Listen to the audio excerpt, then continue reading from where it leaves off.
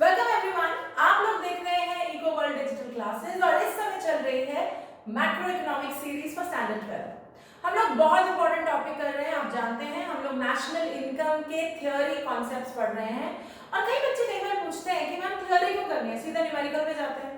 तो इसका सीधा आंसर ये है कि मुझे रट्टा पसंद नहीं है। आई डोंट लाइक कि आप चीजों को बिना समझे बस रट के कर लें। अगर पेपर सीधा सरल आया तब तो चल जाएगा, लेकिन अगर पेपर में कहीं एप्लीकेशन बेस्ड क्वेश्चंस बढ़ गए तब बहुत दिक्कत आएगी। इसीलिए मेरी आप सबको सजेशन है कि पहले एक एक थ्योरी की चीज को पक्का करते जाइए। जब न्यूमेरिकल्स की बारी आएगी यही कॉन्सेप्ट्स लगेंगे और आप देखेंगे आपको न्यूमेरिकल्स के फॉर्मूले याद नहीं करने पड़ेंगे, आसानी से हो जाएंगे। चलिए आज की वीडियो में हम दो टॉपिक्स करने वाले हैं। एक हम समझने वाले हैं डेप्रिसिएशन एंड कैपिटल लॉस का फर्क और दूसरा हम एक इंपॉर्टेंट टॉपिक छेड़ेंगे factor income and transfer incomes, इनको समझेंगे। ठीक है, तो चलो शुरुआत करते हैं। डेप्रिसिएशन हमने अपनी पिछली वीडियो में समझा था कि डेप्रिसिएशन क्या है कि जो फिक्स एसेट्स होते हैं हर बिजनेस में, आप जानते हैं फिक्स एसेट्स क्या होते हैं, जैसे प्लांट एंड मशीनरी है, जैसे लैंड है, इनकी लाइफ कुछ सालों तक होती है। तो ऑब्वियसली इनकी वैल्यू में साल प्रति साल कमी आती है। वो कमी क्यों आती है? भाई यूज हो रही है चीज, तो हम इसे इंग्लिश में बोलते हैं नॉर्मल वेयर एंड टेयर, मतलब नॉर्मली उसकी वैल्यू कम हो रही है क्योंकि वो यूज हो रही है। तो इस चक्कर में जो उसकी वैल्यू कम होती है उसे हम कहते हैं डेप्रिसिएशन। डेप्रिसिएशन के कई और नाम हैं और आपको ये सारे नाम पता होने चाहिए क्योंकि एग्जाम में कई बार डेप्रिसिएशन लिखा हुआ नहीं आता। तो एक नाम है कंजम्पशन ऑफ फिक्स्ड कैपिटल, ये काफी कॉमनली यूज होता है ये नाम, consumption of fixed capital depreciation. दूसरा करंट रिप्लेसमेंट कॉस्ट, ये भी ध्यान रखिएगा, करंट रिप्लेसमेंट कॉस्ट। ये दोनों डेप्रिसिएशन के अदर नेम्स है। कई बार जब न्यूमेरिकल्स करेंगे हो सकता है यही लिखे हुए आए और आपको पता ना चले, तो ध्यान रखिएगा। ठीक है, तो डेप्रिसिएशन की खासियत क्या है कि ये एक्सपेक्टेड है, ये एक्सपेक्टेड ऑब्सोलेंस है, ये एक्सपेक्टेड ये फोरसीन है, पहले से पता है कि ये होगा। अब मैंने बोला एक्सपेक्टेड ऑब्सोलेंस। ऑब्सोलेंस क्या होता है? ऑब्सोलेंस शब्द आया है शब्द ऑब्सोलीट से, और ऑब्सोलीट का मतलब है कि कोई भी मशीनरी उम्र भर, अगर आप लोग 80 साल फैक्ट्री चलाने वाले हैं तो अगर आपने 80 साल पहले कोई मशीन लगाई थी वो 80 इयर्स तक नई नहीं रहने वाली, वो कभी ना कभी आउटडेटेड हो जाएगी, उसकी टेक्नोलॉजी बदल जाएगी, उसका काम खत्म हो जाएगा। तो ऐसी चीज को हम बोलते हैं ऑब्सोलीट या एक्सपेक्टेड ऑब्सोलेंस। ठीक है, तो डेप्रिसिएशन फिक्स एसेट्स पे लगती है, पता है, हर बिजनेस को पता है। इसीलिए डेप्रिसिएशन का ध्यान करने के लिए वो लोग प्रोविजंस बनाते हैं, प्रोविजन या रिजर्व रखते हैं डेप्रिसिएशन के लिए। कुछ पैसा हटा के डेप्रिसिएशन में अलग से, रिजर्व में अलग से रख लेते हैं। क्यों? क्योंकि अगर मेरी मशीन 10 साल चलने वाली है तो 10 साल के बाद वो ऑब्सोलीट हो जाएगी, मतलब आउटडेटेड हो जाएगी, मतलब मेरे को उसकी जगह दूसरी नई मशीन खरीदने की जरूरत हो सकती है। करेक्ट? तो हम क्या करेंगे, हम पैसा हर साल जोड़ेंगे उसके लिए, हम डेप्रिसिएशन प्रोविजन करके पैसा अलग करते जाएंगे ताकि 10 साल बाद जब ये मशीन हमें बदलनी पड़े हम ये पैसा निकालें और अपनी मशीन बदल लें। Very simple. तो depreciation is normal wear and tear. कई बार इनका डिफरेंस आता है इसीलिए मैं आपको बता रही हूँ। एक तो normal wear and tier on fix assets है, ये एक्सपेक्टेड होती है, फोरसीन होती है, मतलब पता होता है कि ये होगा, और इसीलिए थर्ड पॉइंट, इसके लिए प्रोविजन या रिजर्व बनाई जाती है।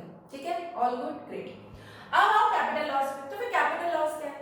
कैपिटल लॉस इज अनफोरसीन लॉस, मतलब जो आपने एक्सपेक्ट नहीं किया था, जो आपको दिखा नहीं कि होने वाला है। जैसे आग लग गई आपकी फैक्ट्री में, आग किसको पता था लगेगी, या फॉर एग्जांपल चोरी हो गई, किसको पता था कि चोरी होगी, या कोई एक्सीडेंट हो गया, ये सब चीजें पहले से पता नहीं होती, लेकिन इनकी वजह से जो फैक्ट्रियों में या बिजनेस में नुकसान होता है उसे बोलते हैं कैपिटल लॉस। ठीक है, तो कैपिटल लॉस इज अनफोरसीन, अनएक्सपेक्टेड, नहीं पता किसकी वजह से होता है, कभी थेफ्ट हो गई, कभी चोरी, सॉरी कभी एक्सीडेंट हो गया, कभी आग लग गई, उसकी वजह से। और इसके लिए फिर बिजनेसेस क्या करते हैं, आप जानते हैं, चोरी के लिए, एक्सीडेंट के लिए, फायर के लिए इंश्योरेंस होती है। तो इसके लिए प्रोविजन नहीं होता, हम अकाउंट्स में इसके लिए कोई प्रोविजन नहीं बनाते, हम इंश्योरेंस करवाते हैं ताकि अगर कभी हमें कोई कैपिटल लॉस हो तो हम उसकी भरपाई कर पाए। करेक्ट? यहां तक क्लियर है? Depreciation normal wear and tier, capital loss unexpected loss, ये क्लियर है? और दोनों को हम कैसे टैकल करते हैं, एक में हम एक में हम प्रोविजन बनाते हैं और एक में हम इंश्योरेंस लेकर आते हैं। यहां तक क्लियर है? Okay, great. अब चलते हैं आगे and a very important topic, factor income या पेमेंट्स एंड ट्रांसफर इनकम या पेमेंट्स। देखो नेशनल इनकम में दो टाइप की इनकम्स या पेमेंट्स कह लो, फैक्टर और ट्रांसफर, ठीक है। अब फैक्टर इनकम कहाँ से आती है? फैक्टर सर्विसेज से। ध्यान से सुनना। अब फैक्टर सर्विस क्या होती है? तुम्हें याद होगा जब हम सर्कुलर फ्लो ऑफ इनकम कर रहे थे तो वहां पे हमने डिस्कस किया था कि जो हाउस होल्ड्स हैं वो लेबर देते हैं प्रोड्यूसर्स को, लैंड देते हैं, और उसके बदले में जो प्रोड्यूसर है वो लैंड के बदले रेंट देता है, लेबर को वेजेस सैलरीज देता है। इनको हम बोलते हैं फैक्टर सर्विसेज, और इसी को बोला जाता है, इन्हीं से जो इनकम जनरेट होती है उनको बोला जाता है फैक्टर इनकम। तो मान लो अगर मैं किसी के यहाँ काम करती हूँ, जॉब करती हूँ, तो मैं फैक्टर सर्विस दे रही हूँ और उसके बदले में मुझे मिल रही है factor payment, factor income, sorry, मैं फैक्टर इनकम अर्न कर रही हूँ और प्रोड्यूसर कर रहा है फैक्टर पेमेंट। क्लियर है? तो यानी क्या हुआ फिर? फैक्टर इनकम या पेमेंट क्या हुई? फैक्टर इनकम या पेमेंट वो है जिसके corresponding flow of goods and services है, जो दो तरफा है, लेन देन है जिसमें, उसको हम फैक्टर इनकम, फैक्टर पेमेंट कहते हैं, ठीक है। फॉर एग्जाम्पल, प्रोड्यूसर ने मुझे नौकरी दी, तो मतलब मैंने प्रोड्यूसर को क्या दिया? सर्विस। तो सर्विस के बदले मुझे क्या मिला? सैलरी, पैसा। तो आई हैव गिवन सर्विस, बदले में मिला पैसा। It's a two way process, हमारा आदान प्रदान चल रहा है और इसको बोला जाता है फैक्टर इनकम। जो इससे पैसा बनेगा उसको हम बोलेंगे फैक्टर इनकम या फैक्टर पेमेंट। और इसीलिए मैंने कहा ये टू साइडेड है, ये दो तरफा है। इसकी राइट डेफिनेशन है, factor incomes are those incomes which generate a corresponding flow of goods and services. मैं फिर से रिपीट कर रही हूँ, factor incomes are those incomes which generate a corresponding मतलब लेन देन, flow of goods and services, ठीक है। तो फैक्टर सर्विसेज टू साइडेड होती हैं और ये कमाई गई होती है, दीज आर अर्न्ड। अगर आप ध्यान दें मैंने नीचे लिखा हुआ है अर्न्ड, मतलब ये कमाया जाता है। और rent, profit, royalty, interest, salary, ये सब फैक्टर इनकम्स हैं, ठीक है। यहाँ तक क्लियर? गुड। अब आप ट्रांसफर इनकम्स पे या पेमेंट्स पे। ट्रांसफर इनकम्स एक तरफा होती हैं, इनके कॉरस्पॉन्डिंग कोई लेन देन, कोई flow of goods and services नहीं होता। जैसे कि अगर आप किसी चैरिटी में अगर किसी को डोनेशन देते हैं तो क्या आपको डोनेशन के बदले कोई सर्विस या कोई चीज मिलने वाली है? नहीं, एक तरफा है, आपने दे दिया, बात खत्म, आगे से कुछ मिलने नहीं वाला। No corresponding flow of goods and services, इसको हम कहते हैं ट्रांसफर इनकम या ट्रांसफर पेमेंट। ये एक तरफा होती है, इसीलिए मैंने यहाँ पे लिखा है यूनिलैटरल।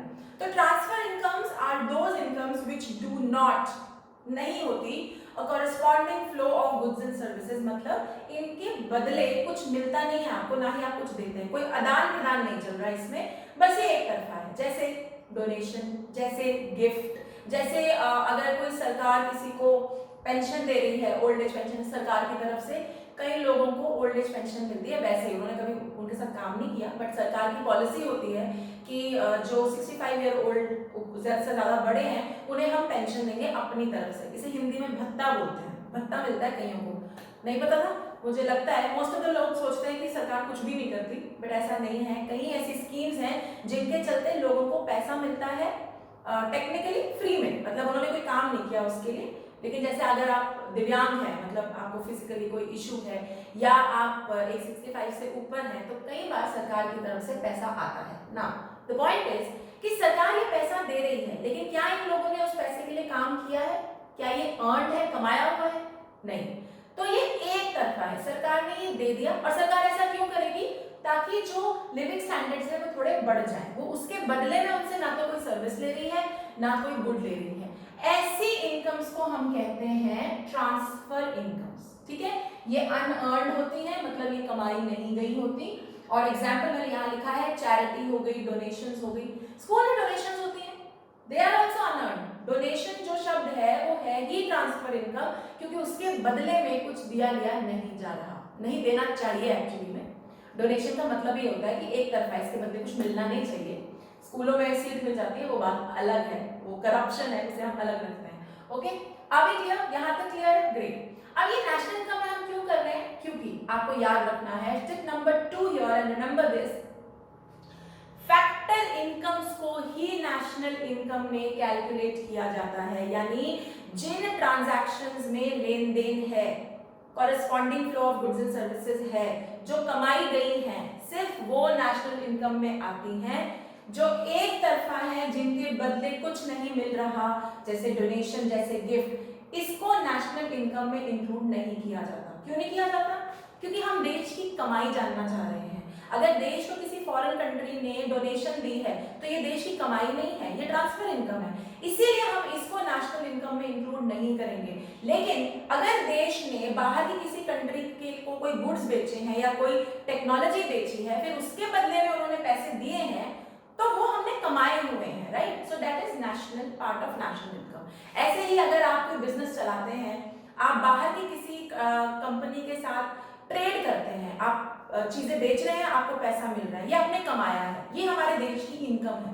लेकिन अगर तुम्हें कोई बाहर की कंपनी का कोई मालिक है जो तुम्हारा फ्रेंड है, तुम्हें फ्री फंड में, चैरिटी में पैसा दे रहा है, वो तुमने कमाया नहीं है, so then it's a transfer income, और इसको हम नेशनल इनकम में नहीं जोड़ सकते, क्योंकि टेक्निकली ये हमारा कमाया हुआ पैसा है ही नहीं। अभी क्या समझ में आ गया? तो फैक्टर इनकम हमारी नेशनल इनकम में आएगी और ट्रांसफर इनकम हमारी नेशनल इनकम में नहीं आएगी। यहां तक क्लियर है? All good, very good.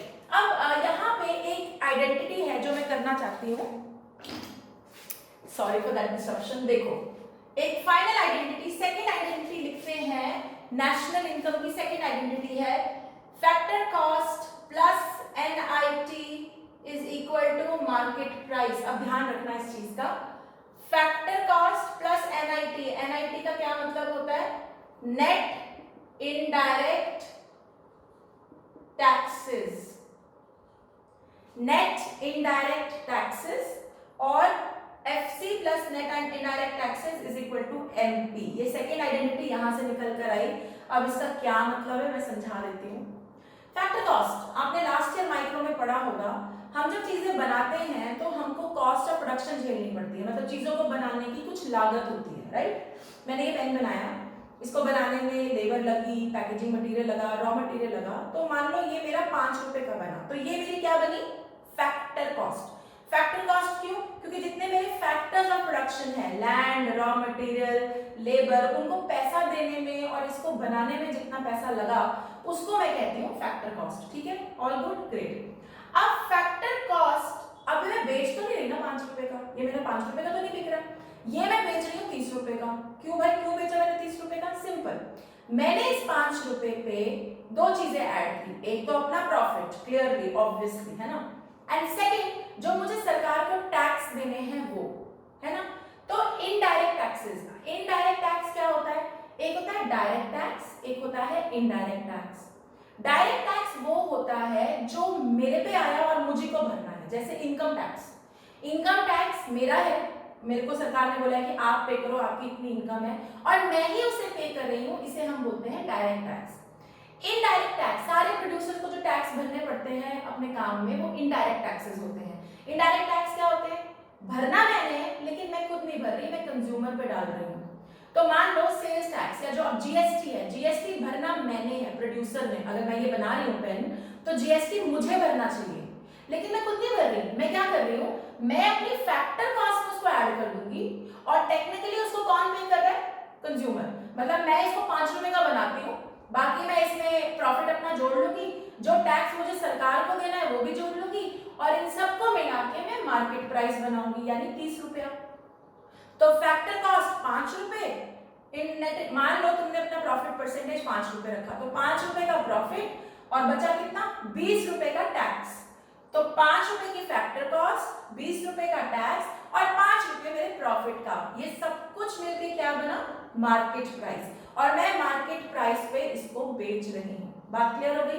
तो सेकेंड आइडेंटिटी जो है नेशनल इनकम की, जिसको आप याद रखेंगे, पहली थी gross minus depreciation is equal to net. जो सेकेंड है उसको आप ध्यान रखेंगे, वो है factor cost plus NIT is equal to market price. ठीक है, एक और बात यहाँ पे ध्यान रखना, NIT is equal to IT minus subsidies, IT minus subsidies. ध्यान रखें इस बात का। अब मैंने ये क्यों बोला, नेट शब्द का मतलब, जब नेट शब्द कहीं पर आ जाए तो उसका सीधा मतलब है भाई कुछ माइनस हो रहा है, ठीक है। जैसे हमने बोला नेट इन्वेस्टमेंट क्या है, हम ग्रॉस में से डेप्रिसिएशन माइनस कर रहे हैं। ठीक वैसे ही अगर किसी चीज में नेट आ जाए तो मतलब किसी चीज से कुछ माइनस हो रहा है। तो यहाँ पे क्या माइनस हो रहा है, इनडायरेक्ट टैक्सेस में से सब्सिडीज निकाली जा रही हैं।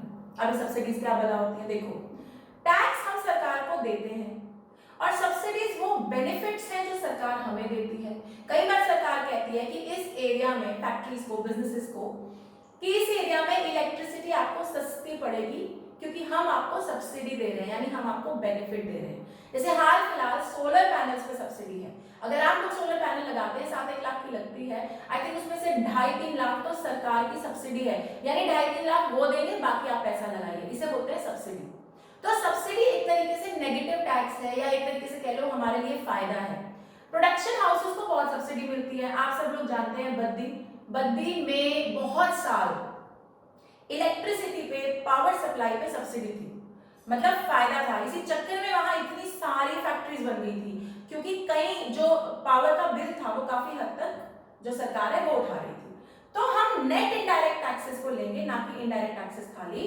एनआईटी की का फॉर्मूला क्या है, आईटी, मतलब जो देना है वो दे दो, जो मिलना है वो ले लो। तो आईटी माइनस सब्सिडी, जो इसका नेट इफेक्ट है वो हम यहाँ पर लेंगे और इससे बनेगा formula factor cost, factor services, मतलब उसमें हम जोड़ेंगे नेट इनडायरेक्ट टैक्सेस, जो हमने सरकार को टैक्स देना है इनडायरेक्ट टैक्स, और जो हमें सब्सिडी मिल रही है माइनस कर दो, IT minus subsidy is equal to market price, यानी फाइनली हम मार्केट प्राइस पे चीज बेचते हैं। ये है